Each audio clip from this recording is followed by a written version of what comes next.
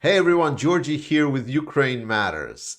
The world today was struck by a climate emergency, a cataclysm we have not seen in centuries. Snow all across Russia got melted in an instant when hundreds and thousands of people, no, even millions of supporters of the genocidal invasion into Ukraine burned in blind anger and steamed from their inability to do anything to prevent or undermine the visit of Joe Biden to Kyiv.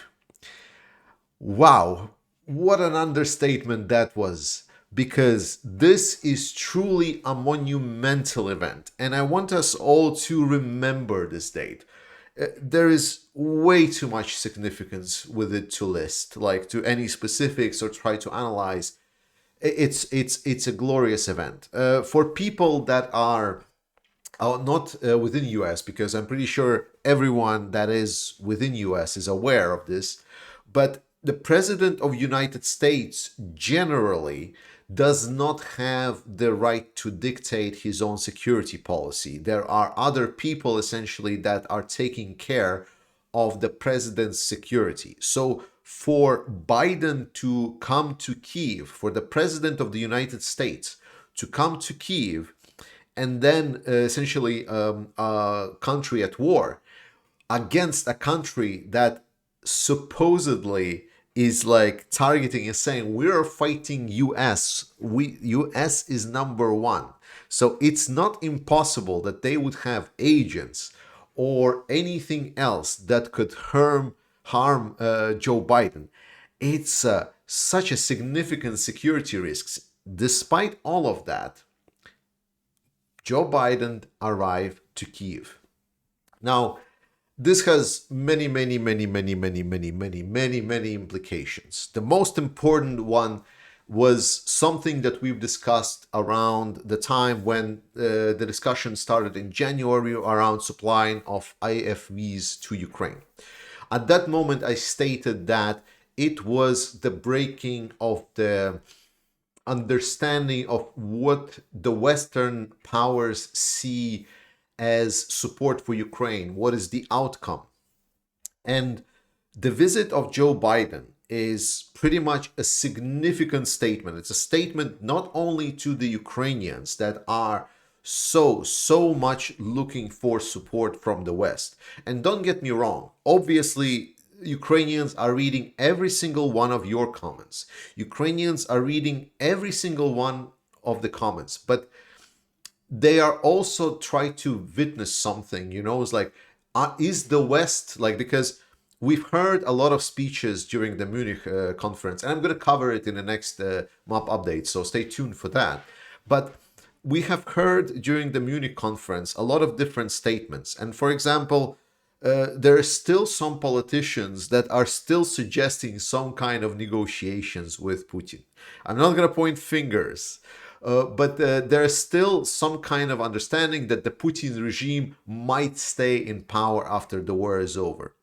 And I think that Ukrainians overall, they see the support, but this broke everyone.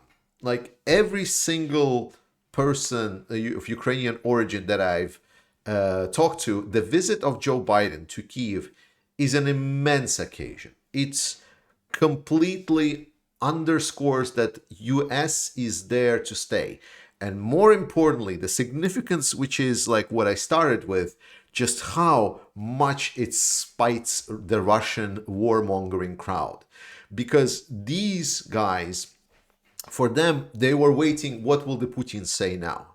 Because I can guarantee you, whatever Putin is going to say, it will be a wet fart. Like, he might talk big, he will probably say, I don't know, yada yada, something, nuclear weapons will destroy the world if they ever try to come to Crimea or whatnot. Just pretty much anything. But compared now, because Putin's speech is supposed to be on the 21st, which is tomorrow, but now all of the headlines of the Russian newspapers is going to be essentially what will be our response. and I can guarantee you that there will be no response.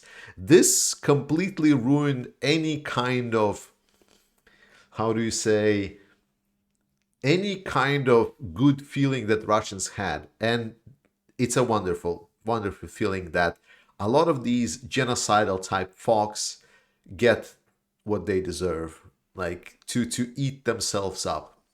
So this is obviously a feel good video for me. I don't have a lot of much analysis, but I think we should not underestimate the impact of this. I know some people already wrote me saying that, there wasn't a lot of things said, but that is to be expected. To be honest, like I'm expecting more things to be said either later on or to some other events. Like I wasn't expecting there's going to be a huge delivery of any kinds. Like I believe the new package was like 400 million.